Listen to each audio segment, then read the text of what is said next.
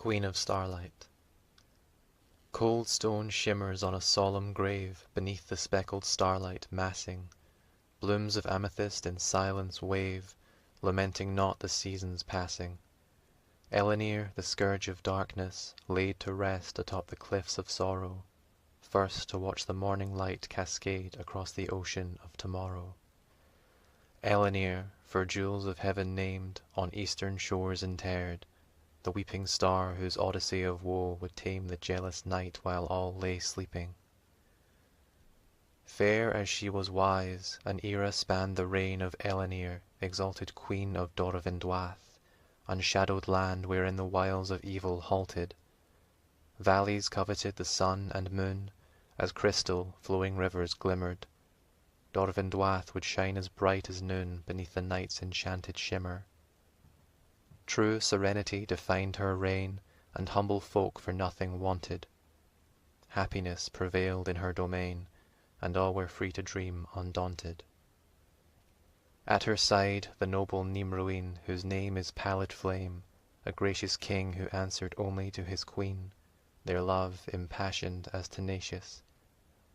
Living memory could not recall the days before their hearts united, though forgotten legends spoke of all things good upon the earth benighted. Any truth in antiquated tales was lost upon the tide of ages. Fear that light in Dorvindwath should fail lay now beyond the dread of sages. In the west their seat of power lay, the Starlight Tower, Minas Gilith, wrought of ancient magic, so they say, of gleaming heavens and serene heath. Thus the land was ever skyward turned, and all upon it felt its blessing, whether golden sun above them burned, or in the moonlight's soft caressing. Dorvindwath was ever bountiful in long and happy days of plenty. Blessed was the reign of heaven's jewel, till sunlight fled and skies were emptied. Wherever goodness reigns unbridled, treachery will fester in the shade. The hands of evil seldom idle when the work of saints might be unmade. And thus a mind of stone and metal sickened of the peace that all held dear. Where others cherished leaf and petal, only power sated Durfanier. His very name is veiled in darkness, yet his thoughts in shade were deeper still, for he had dreamed the nights were starless, bound to answer his chaotic will. As all men know the stars are sacred, wander in their midst and doubt will fade. It takes a mind of lust and hatred to desire a thing so fair decayed. But Minas Gilith drew its power from the glinting sea that dwells above. Within that grand and ancient tower, Elinir exalted light and love. The peace and purity she cherished held a mirror to her noble soul. Still Durfanier would see her perish, and the land return to days of old. What peerless works the world could witness, such as never dreamed or feared before. The strong made weak, the learned witless, these our wretched villains sought, and more. To first profane the Starlight Tower, bleeding shadows over Dorvindwath, and thus to siphon heaven's power for the service of a devil's wrath. Too long have flesh and steel sat idle by the silver stream and laden tree, enfeebled by a coward's idol. Bloody conquest waits across the sea. It is a burden of the honest ever to have faith where none is due, believing all that one is promised by a forked and poisoned tongue is true. Thus cloaked in words of admiration, Durfanier deceived the royal court. He joined in song and celebration, humbly giving speeches of support. So easily his lies were trusted, swiftly evil over good prevailed. He gazed on happiness, disgusted, cloaking venom in a kindly veil. He sowed his seeds among the restless in a revolution yet unseen. With gold and silver turned the reckless into wretched traitors to the queen. Forgetting endless fruitful seasons in the sun-kissed hills and verdant dells, such lesser minds were turned to treason, damning all to ruin for themselves. To Durfanier alone they answered, his the black ambition they would wield, the silent daggers of their master's making, thus he named them Din Sigil. That Minas Gilith stood unguarded cultivated pride in people's hearts. Ascended royals they regarded as beloved kin, a class apart. What need had Elinir for distance from the countrymen she kindly led, the better part of her existence spent ensuring they were clothed and fed? Thus many met the court a stranger, only to become a loyal friend. A cynic would have feared the danger, and foreseen an undeserving end. Amid the happy court of equals fell the shadows of the Dyn Sigil, awaiting he who spawned their evil, so their cruel intent might be revealed. And Durfnir himself would savour every wicked moment to the last. His hollow grin would never waver as he bid a golden era pass. Arising from the merry table, honoured by a peerless king and queen, the villain with a heart of sable drew his blade in spite of Nimroween. A host of smiling faces gathered, puppets at their scheming master's side, and even as a doting father he surveyed his foolish pawns with pride. Had Elinir the fabled magic of the Starlight Tower in her grasp, still Durfnir proposed a tragic end to Nimroween to stay her wrath. And so the ageless queen diminished, yielding solemnly her rightful throne. The countless years of light were finished, sun and moon were driven from their home. The clothes upon their backs were given freely by the gloating tyrant king, whose grasp ensnared the stars of heaven and the fertile lands of endless spring. Their people lined the streets in anguish to lament the dying of the light, the realm of plenty poised to languish for the savage lust of blood and might. So many eyes with fury burning met the ever-watchful Dyn Sigil, with visions of their queen returning to a barren land of fire and steel. But even now in flight from treason, Elinir and Nimroween knew peace, for Durfnir had little reason to pursue them as they ventured east. The wilds of Dorvenduath were pleasant as the stately gardens they had known. Thus happily they lived as peasants, wandering in meadows richly grown.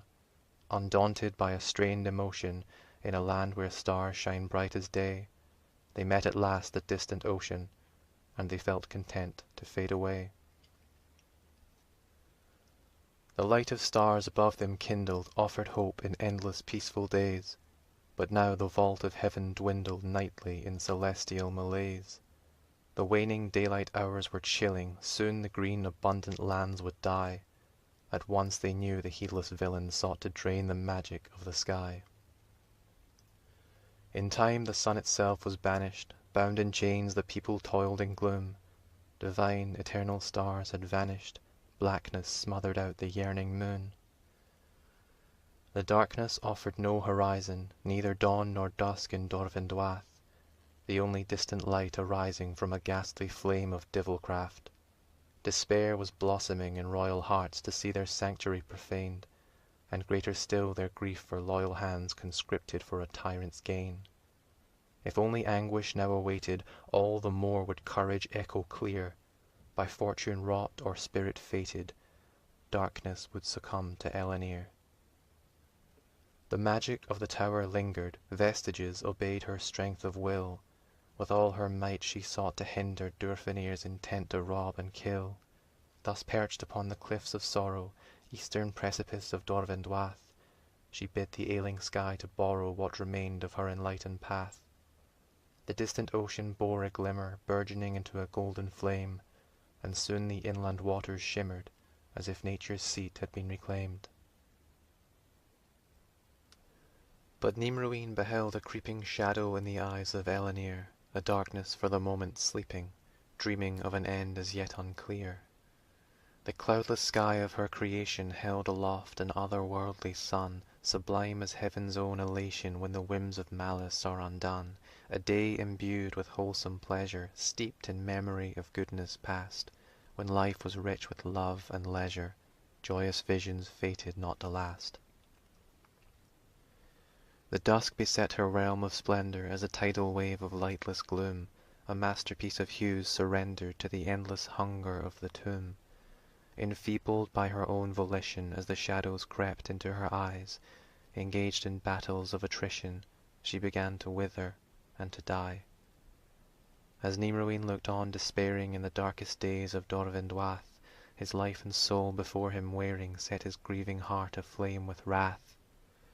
In exile he had sought to cherish Elinir until his final breath, and now he feared alone to perish in the ceaseless mourning of her death.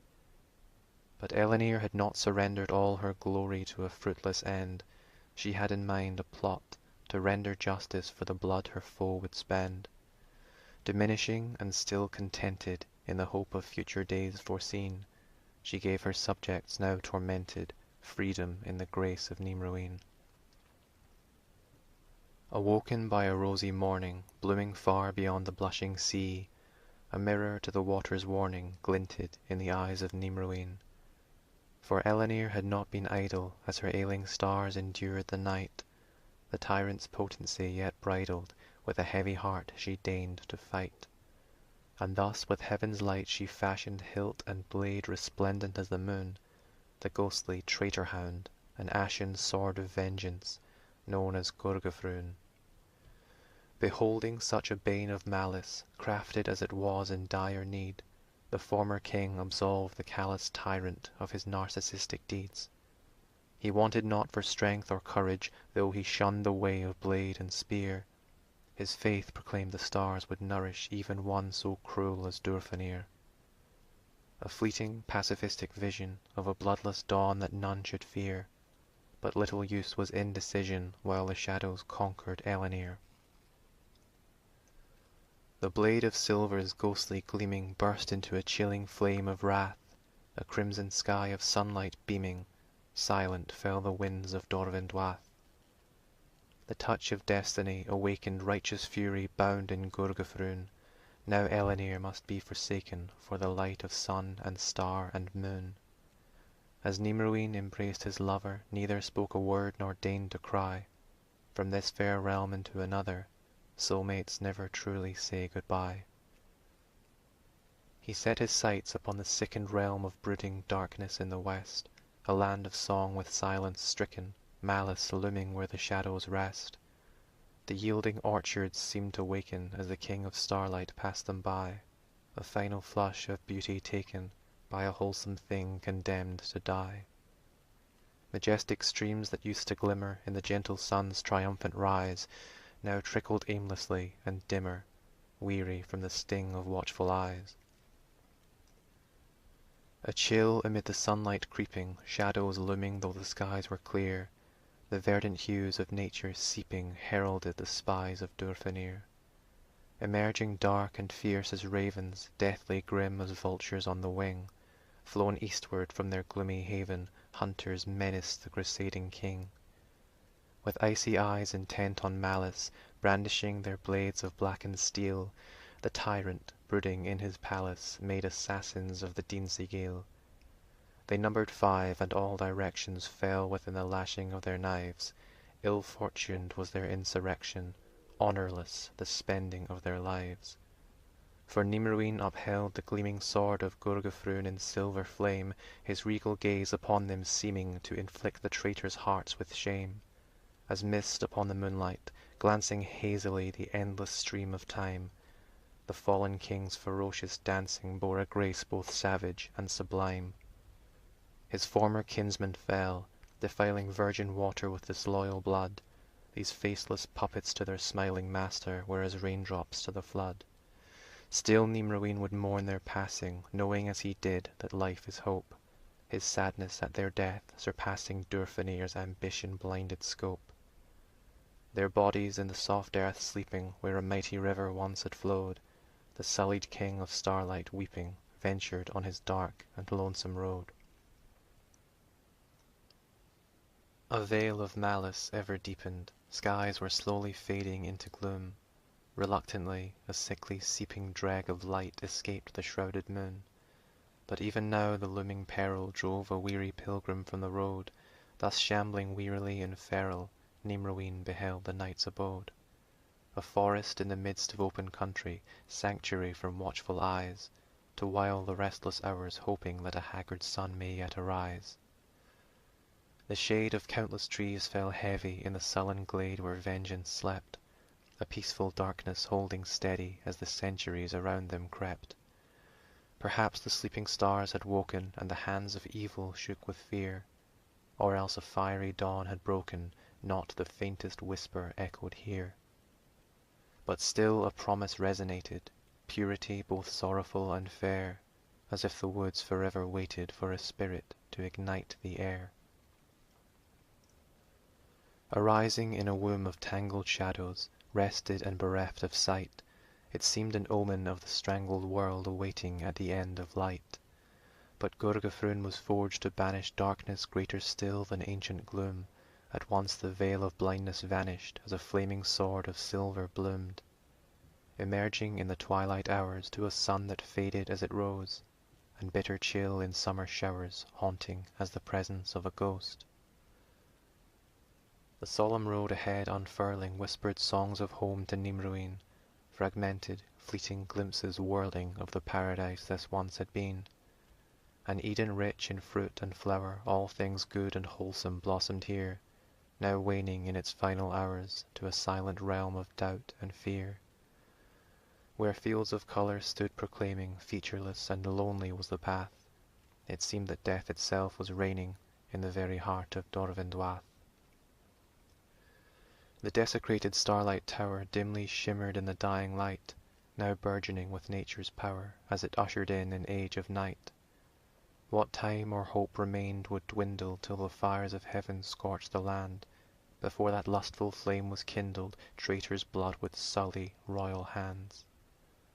A glimpse of rosy sky enduring in the swelling dark and gentle rain, the Dyn Sigil conveyed the fury of a tyrant to the traitor's bane. The spawn of Minas Gilith, seeping from the shadows in malicious hordes, like streams of precious lifeblood weeping from a fresh envenomed wound they poured. As Nimruin beheld their numbers, countless icy eyes of cruel intent, his mind returned to years of summer, fearing sun nor stars would shine again. His skyward hand began to tremble as the flames enveloped Gurgafrún. The host of villains now assembled gazed upon his majesty, immune. At first it seemed the silver gleaming brightly in the fire of traitor hound cast embers wide and ripples streaming through the slowly dying world around, until a clarity descended, with a terror apt to rend the heart.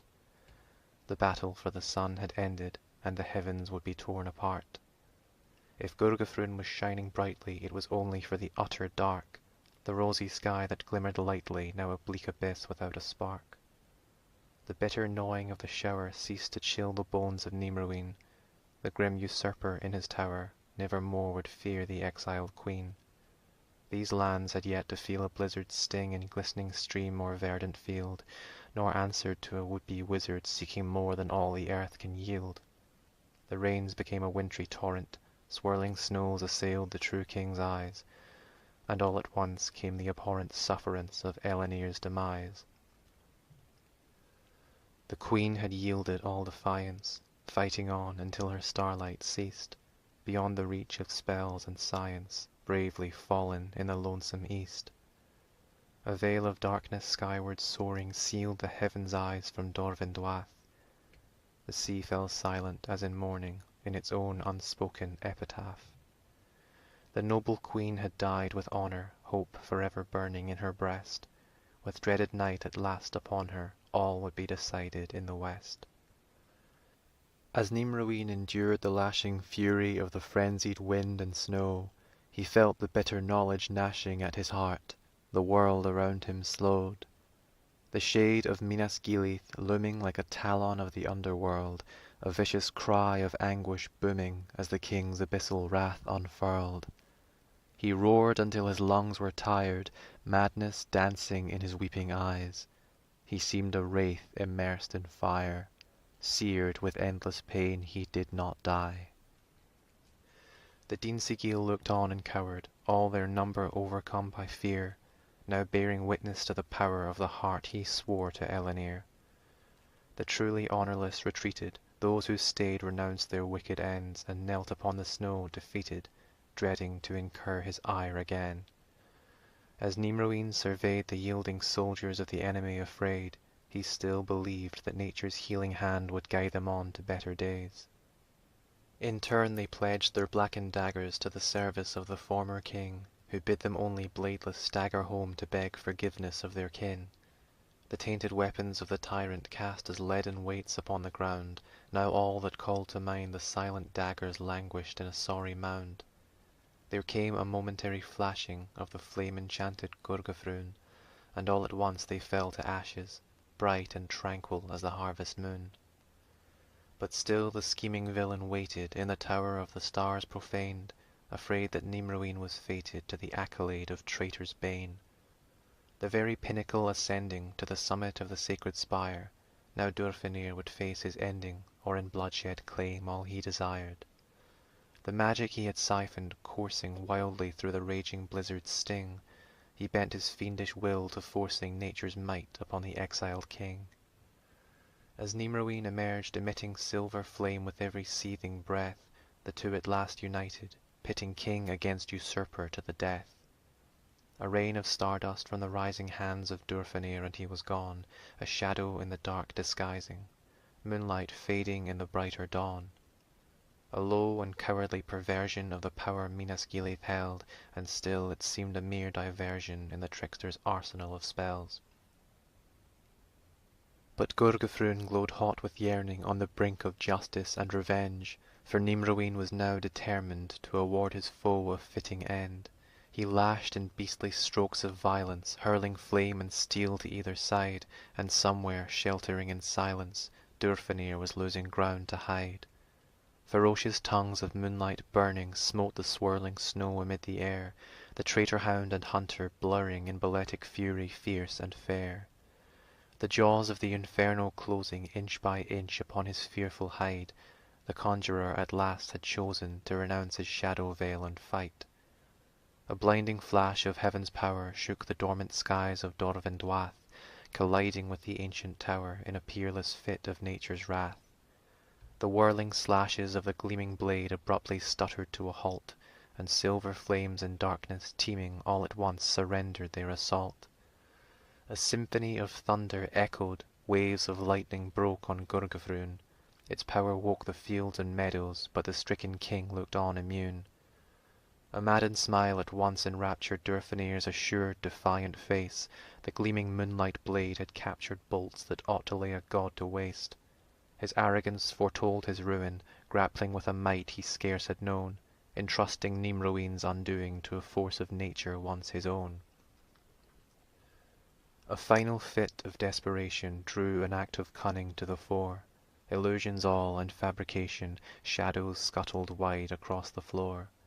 The cornered villain's eerie laughter summoned up his image all around, first shapeless entities, thereafter perfect duplicates of sight and sound. A silent watcher in the middle towered in a fiery silver glow. The traitor's cunning bore no riddle, for he studied well his mortal foe. Each cruelly laughing tyrant brandished that same blade that met the royal throat, before the sun and starlight vanished from their realm both regal and remote. And all were lashing wild and reckless, lunging, stabbing at the heedless king, his will of iron firm and speckless, as he ready to avenge his kin. One solitary villain faltered as he faced the wrath of Nimroween. Ensnared by fear no spell could alter, he would answer for the fallen queen. The countless spears of snow hung thickly as the fatal moment crystallized. A savage fury rose too quickly for the reckoning of watchful eyes. At once the silver blade igniting, Nimroween would see the villain slain, advancing as a bolt of lightning to pronounce himself the traitor's bane.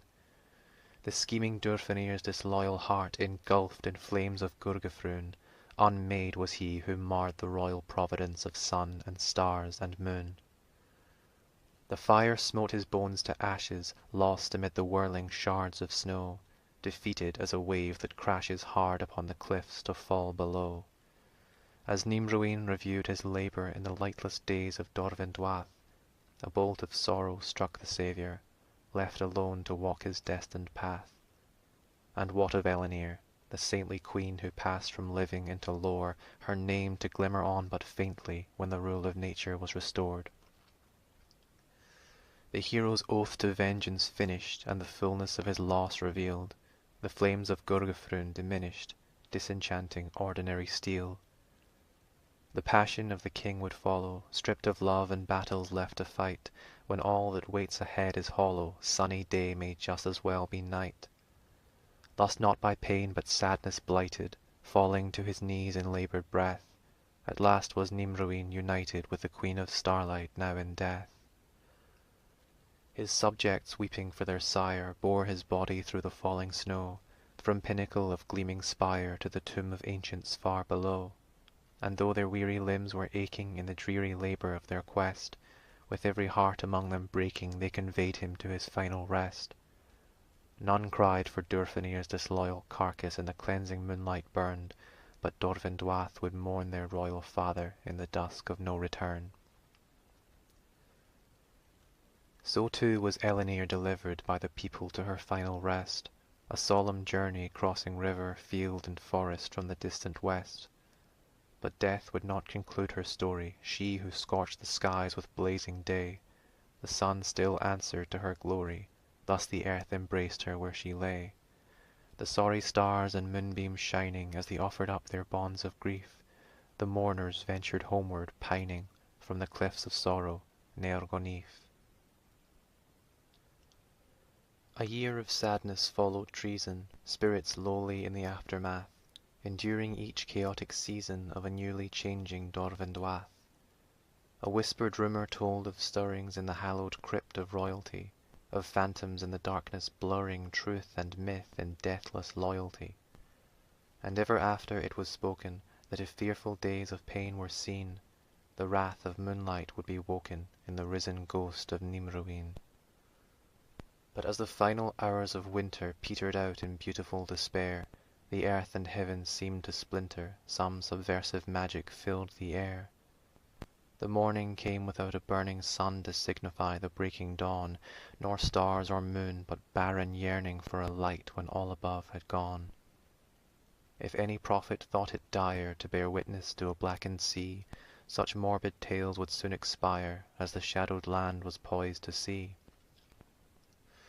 An eerie glimmer in the reigning gloom presided over Nergonif, where nature's magic flourished, gaining breath and form that would defy belief. The skies had sacrificed their essence in a ritual of gratitude, and summoned from the earth a presence that abided there in solitude. To look upon its ghostly shimmer would compel the heart to love, not fear. Rekindled in that eerie glimmer stood the wakened soul of Elenir. The Queen of Starlight, newly risen from the peace of her eternal rest, set out to walk among the living, bound for Minas Gilith in the west. Her spirit wandered by the rivers in the primal east of Dorvindwath. Through valleys seldom seen and never walked she followed her appointed path. By standing stone and waters falling, wilderness to mortal eyes unknown, foregoing all to seek her calling on a weary pilgrim's journey home. A few among the living wondered, having travelled far on lonesome roads, if sanity were torn asunder, or what evil such a sight forebode. Ethereal this haunting vision breathing light upon the sleeping earth, eluding common superstition in a dream of mystical rebirth. But clarity endowed them slowly with a will to gather near and bow, uplifted hearts that once were lowly, asking of her neither why nor how. If Elenir retained awareness of the waking world she bore no sign, her people gladdened by a fairness they could yet adore but not define. And so it was they watched the hollow queen advance into a distant blur. Despite their love they would not follow, for they knew not what awaited her.